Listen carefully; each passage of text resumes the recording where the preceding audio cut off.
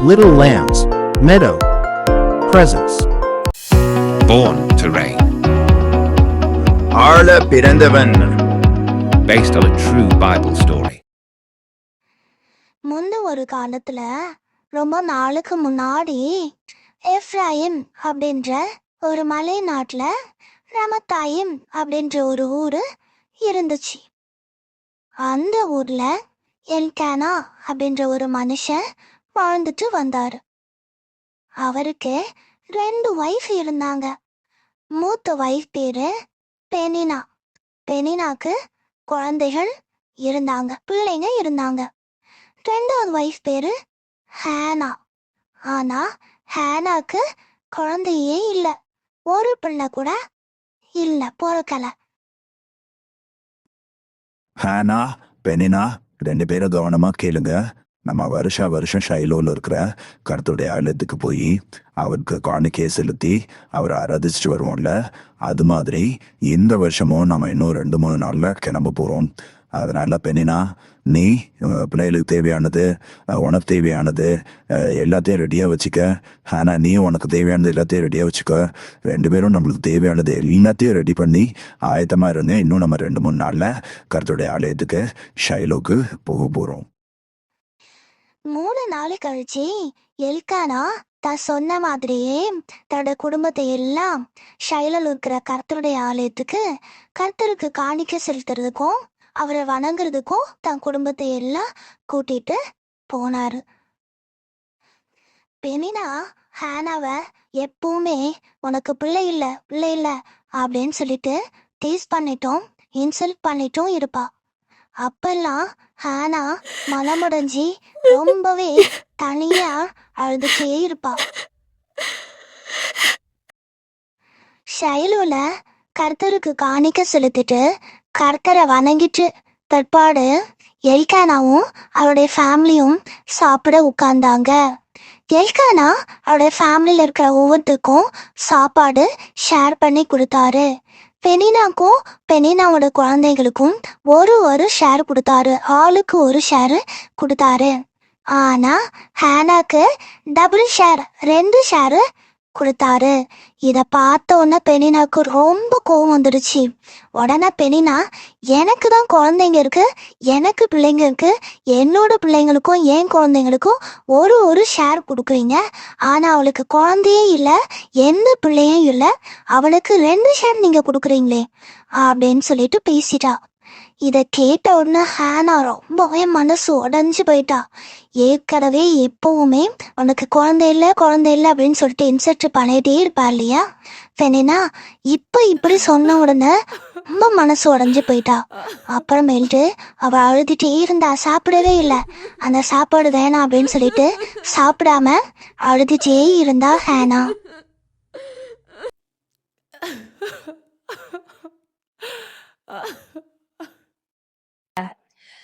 இப்ப எதுக்கு சத்தமா எல்லாருக்கும் தெரியற மாதிரி அழுதுட்டு இருக்க?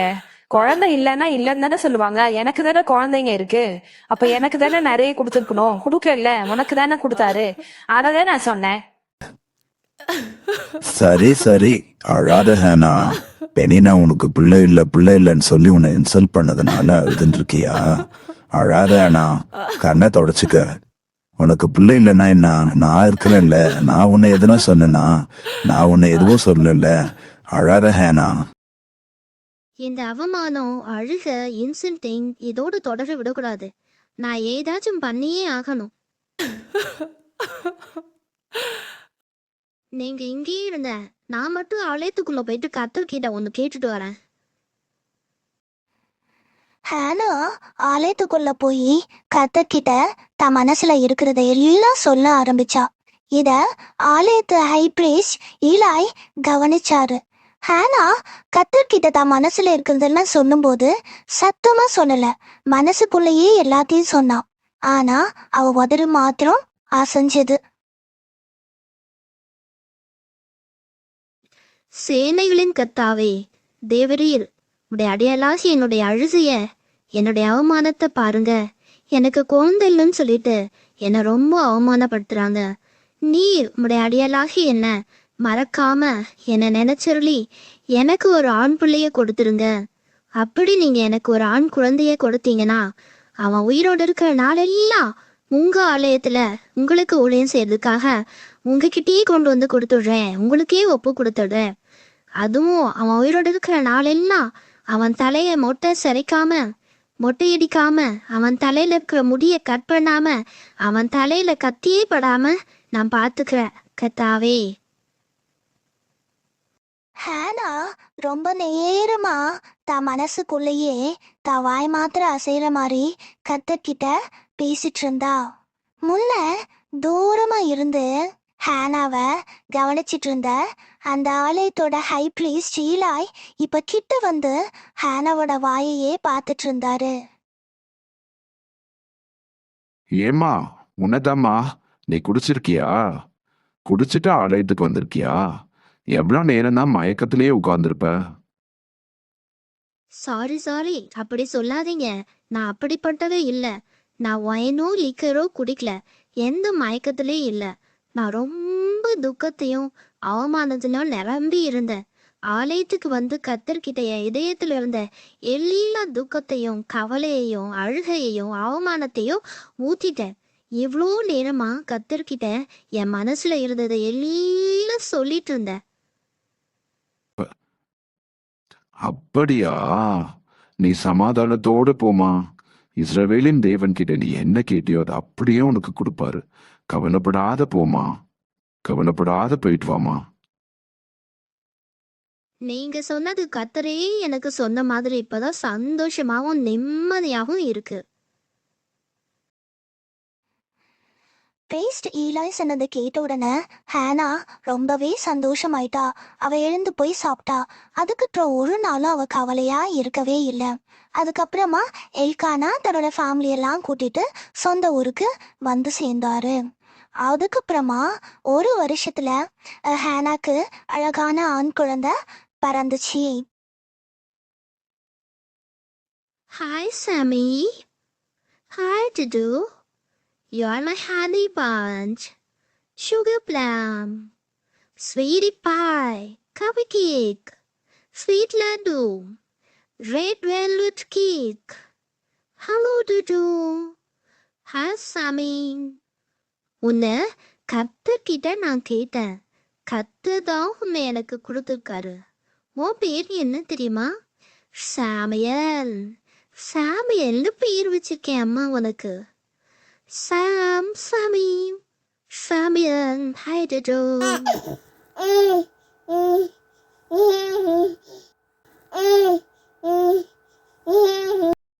அவ நான் கேட்ட மாதிரி கத்தர் எனக்கு அழகான ஆண் குழந்தைய கொடுத்தாரு அப்படின்னு சொல்லிட்டு அந்த குழந்தைக்கு சாமியல் அப்படின்னு சொல்லிட்டு பேர் வச்சா. வருஷம் போற மாதிரி ஷைலோல இருக்கிற கர்த்தருடைய ஆலயத்துக்கு போறதுக்கு எல்கானா ஹேனாவை கூப்பிட்ட போது, ஹேனா நீங்க எல்லாரும் போங்க, நான் இந்த முறை வரல.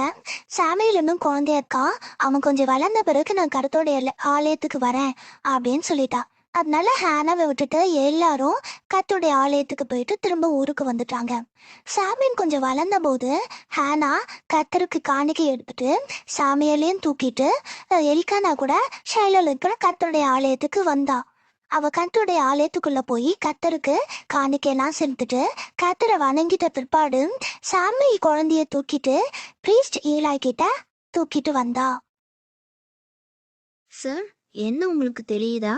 போன வருஷம் ஒரு நாள் இதே கர்த்தருடைய ஆலயத்துல உட்காந்து ரொம்ப நேரம் கர்த்தர்கிட்ட பேசிட்டு இருந்தேன். நீங்க கூட மயக்கத்துல இருக்கியாமா அப்படின்னு கேட்டீங்க. அந்த பெண் தான் நான் கர்த்தர்கிட்ட என்ன கேட்டேனோ அதே மாதிரி அழகான ஒரு ஆண் குழந்தைய கர்த்தர் எனக்கு கொடுத்துருக்காரு. இவனுக்கு சாமியல் அப்படின்னு பேர் வச்சிருக்கேன். நான் கர்த்தர்கிட்ட சொன்ன மாதிரியே அவனை கர்த்தருக்கே கொடுத்துடுறதுக்காக இப்பொழுது ஆலயத்துல உங்ககிட்ட கூட்டு வந்திருக்கேன். நீங்க இவனை இப்போ வாங்கிக்கோங்க என் கையில இருந்து. பிரீஸ்ட் ஈலாய் ஹேனா கிட்ட இருந்து குட்டி சாமுவேலை வாங்கி ஆலயத்துல தன்னோடையே வச்சு வளர்க்க ஆரம்பிச்சாரு. ஹேனா சாமுவேலை பிரீஸ்ட் ஈலாய் கிட்ட கொடுத்துட்ட பிற்பாடு எல்கானாவும் ஹேனாவும் சொந்த ஊருக்கு திரும்பி போயிட்டாங்க. ஹேனாக்கு இன்னும் இன்னொரு குழந்தை பிறக்கல. எல்கானா தன்னோட ஃபேமிலியோட ஒவ்வொரு வருஷமும் ஷைலோல இருக்கிற கர்த்தருடைய ஆலயத்துக்கு கர்த்தருக்கு காணிக்கை செலுத்துறதுக்கும் அவரை வணங்குறதுக்கும் வரும்போதெல்லாம் ஹேனா குட்டி சாமுவேலுக்கு ஒரு சின்ன சட்டை தச்சு எடுத்துட்டு வந்து சாமுவேலை பார்த்துட்டு போவா. அப்படி ஒரு வருஷம் அவங்க வந்து சாமுவேலை பார்க்கும்போது பிரீஸ்ட் ஏலாய் ஹேனாமையும் எல்கானாமையும் பார்த்து அவங்க 2 பேரையும் பிளஸ் பண்ணாரு.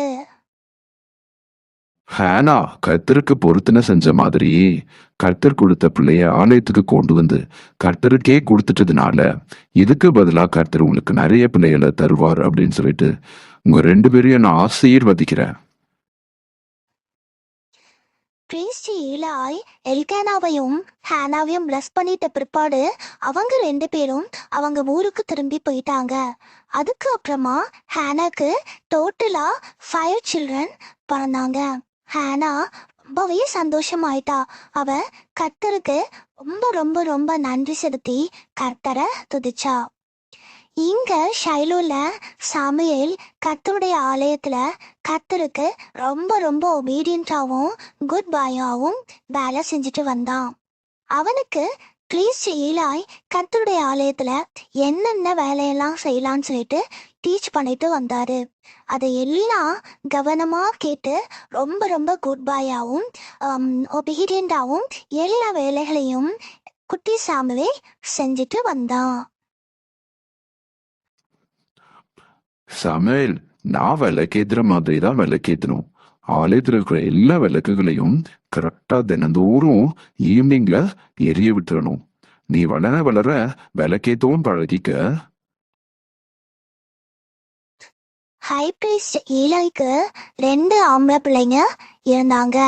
2 பேரும் ஆலயத்துல பிரீஸ்டுங்களா வேலை பார்த்துட்டு வந்தாங்க. 2 பேரும் ரொம்ப கேட்டவங்களா இருந்தாங்க. அவங்க கர்த்தருக்கு பயப்படவும் இல்லை, கர்த்தருக்கு கேப்படியும் இல்லை, கர்த்தரை மதிக்கவும் இல்லை. அவங்க அப்பா ஹை பிரீஸ்ட் ஏலாயையும் மதிக்கவும் இல்லை, ஏலாய்க்கு கேப்படியவும் இல்லை.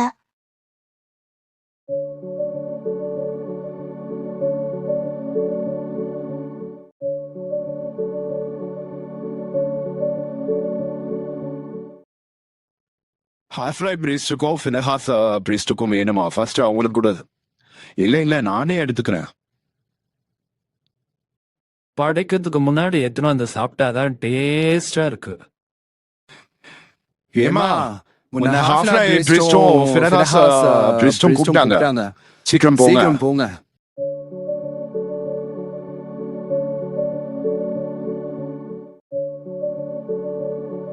பிள்ளைகளா, என்ன காரியங்கள் செஞ்சேன்னு வரீங்க நீங்க?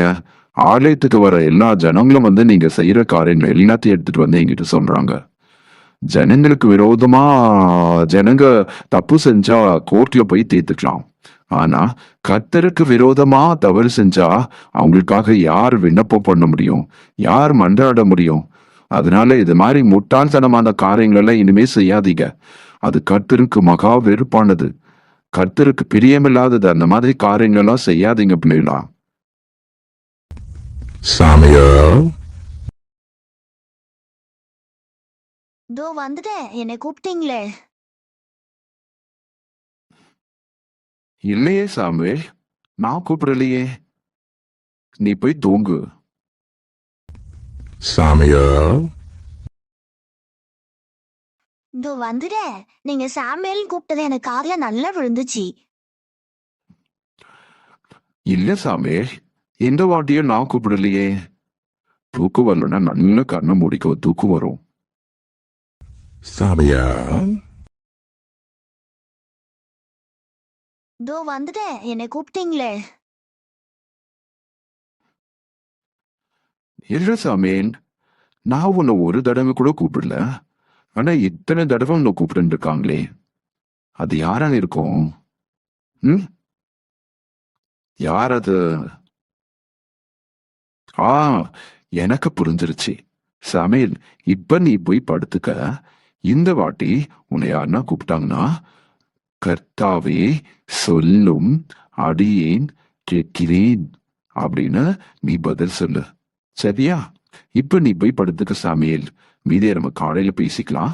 இப்ப நீ போய் படுத்துக்க. சாமியார் சாமியார் கத்தாவே சொல்லுங்க, நான் உங்க சர்வன்ட் கேட்டுட்டு இருக்கேன். நான் இஸ்ரேல் நாட்டுல ஒரு காரியத்தை செய்ய போறேன். அது யார் காதலெல்லாம் விழுதோ அவங்க 2 காதலையும் அது கேட்டுக்கிட்டே இருக்கும். நான் ஈலாய் குடும்பத்துக்கு எதிரா எதையெல்லாம் செய்வேன்னு சொன்னேனோ அதையெல்லாம் செய்ய போறேன். செய்ய தொடங்கிட்ட, செய்து முடிக்கவும் போறேன்.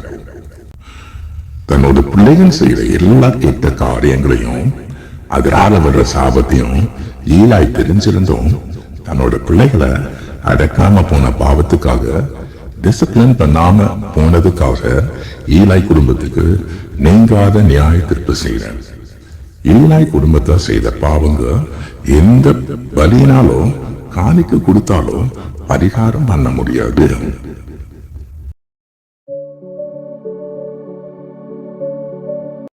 சாமுவேல், நான் சொல்லி கொடுத்த மாதிரியே சொன்னியா? கர்த்தர் தானே உன்னை கூப்பிட்டாரு. கூப்பிட்டு என்ன சொன்னாரு சாமுவேல்? என்கிட்ட சொல்லு. எதனா சொன்னாரா? என்கிட்ட சொல்லு சாமுவேல்.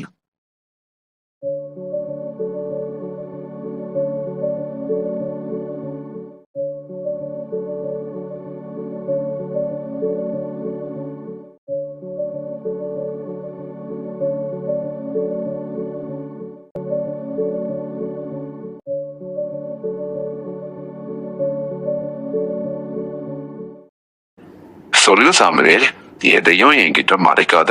நீ எதுனா எனக்கு மறைச்சினா, கர்த்தர் எதுனா நடக்கும்னு உன்கிட்ட சொன்னாரோ அது மாதிரி இல்லைன்னா அதை விட அதிகமா உனக்கு வந்துடும். சொல்லு சாமுவேல், எதையும் மறைக்காத, என்கிட்ட எல்லாத்தையும் சொல்லு. முன்ன மாதிரியே என்னை கூப்பிடுற சத்தம் கேட்டுச்சு. அப்போ நீங்க சொல்லி கொடுத்த மாதிரியே நான் சொன்னேன். அப்போ நான் இஸ்ரவேல் நாட்டுல ஒரு காரியத்தை செய்ய போறேன். அது யார் காதலெல்லாம் முழுதோ அவங்க 2 காதலையும் அது கேட்டுக்கிட்டே இருக்கும்.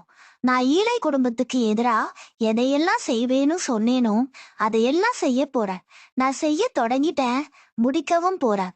தம் பிள்ளைகள் செய்யற எல்லா கெட்ட காரியங்களையும் அதனால வர சாபத்தையும் ஈலாய் தெரிஞ்சிருந்தோம் தம் பிள்ளைகளை அடக்காம போன பாவத்துக்காக, டிசிப்ளின் பண்ணாம போனதுக்காக ஈலாய் குடும்பத்துக்கு நீங்காத நியாய தீர்ப்பு செய்யறேன்.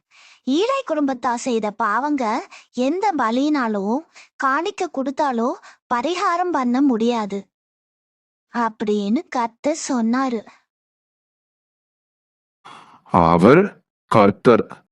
அவருக்கு எது நல்லதுன்னு படுதோ அதை செய்யட்டும். சாமியல் வளர்ந்துட்டே வந்தான். கர்த்தர் சாமியலோடு இருந்தாரு. கர்த்தர் சாமியல் கிட்ட என்ன வார்த்தை சொன்னாலும் அந்த வார்த்தை அப்படியே நிறைவேறுச்சு. அதனால இஸ்ரேல் நாடு முழுக்க இருக்கிற ஜனங்களுக்கு சாமியல் கர்த்தருடைய தீர்க்கதரிசிதான் அப்படின்னு தெரிய வந்துச்சு. இப்படியே போயிட்டு இருக்கும்போது ஒரு நாள் இஸ்ரேல் நாட்டுக்கும் பக்கத்து நாட்டுக்கும் யுத்தம் வந்துருச்சு, வார் வந்துருச்சு. 2 பேரும் இஸ்ரேல் நாட்டுக்காரங்களும் பக்கத்து நாட்டுக்காரங்களும் சண்டை போட்டாங்க.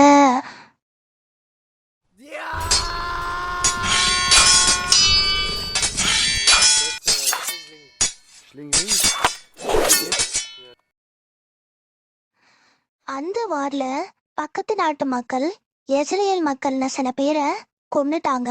அதனால இந்த வார்ல நாம தோத்துடுவோமோ அப்படின்னு இஸ்ரேல் மக்கள் ரொம்பவே பயந்துட்டாங்க. கர்த்தர் நம்ம கிட்ட இல்லாதனாலதான் அவங்க நம்மளை கொல்றாங்க. கர்த்தரை இங்க நம்ம கிட்ட கூட்டிட்டு வந்துட்டோம்னா நம்ம ஈஸியா எதிரிகளை ஜெயிச்சிடலாம் அப்படின்னு இஸ்ரேல் மக்கள் டிசைட் பண்ணி ஷைலோல இருக்கிற தேவனுடைய பெட்டிய, த ஆர்க் ஆஃப் த கவர்னன்ட்டை சண்டை நடக்கிற இடத்துக்கு எடுத்துட்டு வர்றதுக்காக கொஞ்சம் பேரை ஷைலோக்கு அனுப்பிச்சாங்க. இவங்க ஷைலோக்கு வந்தபோது ஹை பிரீஸ்ட் ஈலாயோட பிள்ளைங்க ஹாஃப்னாயும் ஃபினஹாஸும் தேவனுடைய பெட்டி கிட்ட இருந்தாங்க.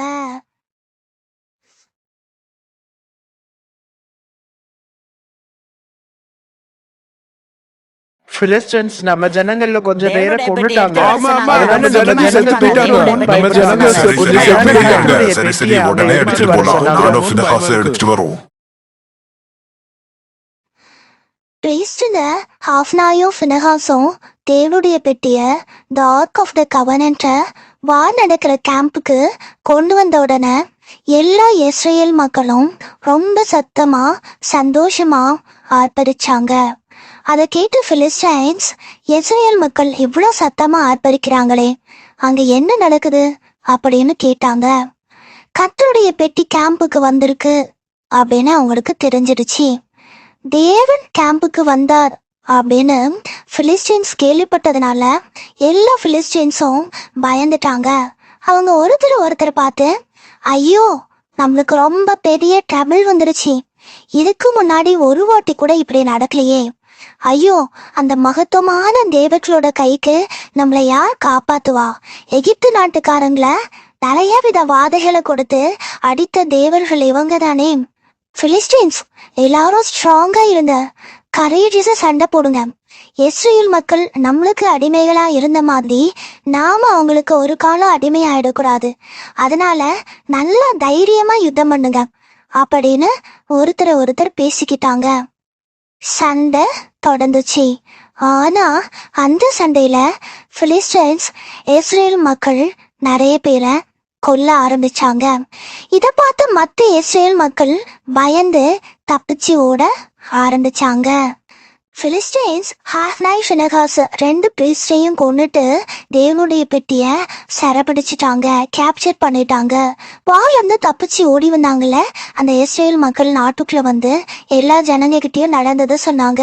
அதை கேட்ட உடனே எல்லா ஜனங்களும் ரொம்ப சத்தமா அழ ஆரம்பிச்சாங்க. தப்பிச்சு ஓடி வந்தவங்க ஷைலோக்கும் வந்தாங்க. இங்க ஷைலோல கர்த்தருடைய ஆலயத்துல பிரீஸ்ட் ஈலாய் ஒரு சேர்ல உட்கார்ந்துட்டு இருந்தாரு. அவருக்கு ரொம்ப வயசாயிட்டு இருந்தது, கண்ணு கூட சரியா தெரியாம டிம்மா இருந்துச்சு. அவரு ரொம்ப மனசெல்லாம் பதட்டமாவும் ரொம்ப டென்ஷனாவும் ரெஸ்ட்லெஸ்ஸா வழியவே பார்த்துட்டு இருந்தாரு. ஆர்க் ஆஃப் கவனன்ட் எப்போ வரும், ஆர்க் ஆஃப் கவனன்ட் எப்போ வரும் அப்படின்னு சொல்லிட்டு, தேவனுடைய பெட்டி எப்போ வரும்னு சொல்லிட்டு ரொம்ப தத்தளி போடும், ரொம்ப டென்ஷனாவும் வழியவே பார்த்துட்டு இருந்தாரு.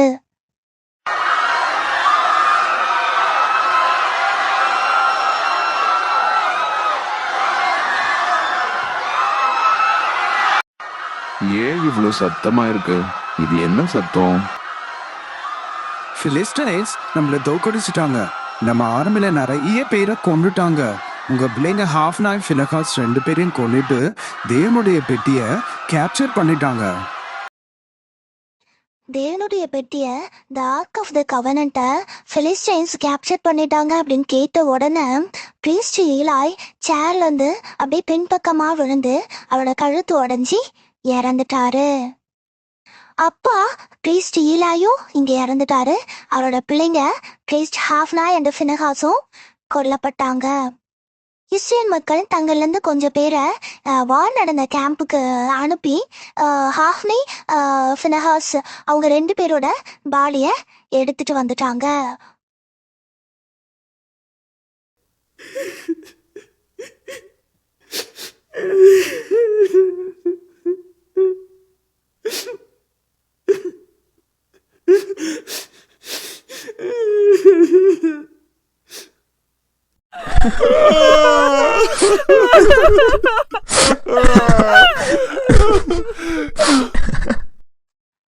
பிரீஸ்ட் ஈலாய் அவரோட பிள்ளைங்க ஹாஃப்னாய் ஃபினஹாஸ் 3 பேரும் இறந்துட்டதுனால இப்போ சாமுவேல் ப்ராஃபட் சாமுவேல் இஸ்ரேல் மக்கள் மேல ஃபுல்லா ஜட்ஜ் ஆயிட்டு இஸ்ரேல் மக்களை ஃபுல்லா ஆள ஆரம்பிச்சாரு. இஸ்ரேல் மக்களே, நீங்க எல்லாரும் உங்களை முழுசா கர்த்தருக்குன்னு கொடுத்துட்டு உங்ககிட்ட இருக்கிற மத்த தெய்வத்தை எல்லாம் தூக்கி போட்டுட்டு முழு மனசோட கர்த்தரை கும்பிடுங்க. அப்போ கர்த்தர் உங்களை பிலிஸ்டைன்ஸ் கிட்ட இருந்து விடுவிப்பாரு. ஹாய் குட்டீஸ், இந்த ட்ரூ பைபிள் ஸ்டோரியில இருந்து நிறைய கத்துக்கிட்டீங்களா? குட்டி சாமுவேல் கிட்ட இருந்து என்ன கத்துக்கிட்டீங்க? குட்டி சாமுவேல் கர்த்தர்கிட்ட வந்து சேர்ந்ததுல இருந்து கர்த்தர்கிட்டயே இருந்து கர்த்தர்கிட்டயே பேசி கர்த்தருடைய புத்தகங்களை தெரிஞ்சுக்கிட்டு கர்த்தர்கிட்டயே குட் பாயா வளர்ந்து பெரியவனாகி பெரிய நாட்டையே ஆள்றவன் ஆயிட்டான்ல. கர்த்தர் சாமுவேலை உயர்த்திட்டாரு. அடுத்து சாமுவேலோட அம்மா கிட்ட இருந்து என்ன கத்துக்கிட்டீங்க? யாருன்னா உங்களை டீஸ் பண்ணிட்டு இன்சிஸ்ட் பண்ணிட்டு இருந்தா அதுக்காக அழுதுன்னு இருக்காம நேரி கர்த்தர்கிட்ட போய் அது எல்லாத்தையும் சொல்லிடணும். அப்படி சொல்லிட்டா அவங்க எல்லாரையும் கர்த்தர் பார்த்துப்பாரு. அடுத்து பிரீஸ்ட் ஈலாய் ஓட பிள்ளைங்க ஹாஃப்னாய் ஃபினஹாஸ் கிட்ட இருந்து என்ன கத்துக்கிட்டீங்க? ஹாஃப்னாய் ஃபினஹாஸ் மாதிரி கர்த்தருக்கு அப்பாக்கு கீழ்ப்படியாம இருக்க கூடாது. கர்த்தருக்கு பிடிக்காத காரியங்களை செய்யக்கூடாது. இந்த எல்லா காரியங்களையும் கத்துக்கிட்டீங்களா குட்டீஸ்? மறக்காம ஞாபகம் வச்சுக்கோங்க. நீங்க வளர்ந்து வரும்போது இந்த காரியங்கள்லாம் உங்களுக்கு ரொம்ப ரொம்ப யூஸ்ஃபுல்லா இருக்கும். ஓகே குட்டீஸ், நீங்களும் குட் சில்ட்ரனா இருங்க. அவ்வளவுதான் குட்டீஸ். Happy growing. Bye bye. Thanks for watching. Like, share. Please subscribe to our channel Little Lines Meta.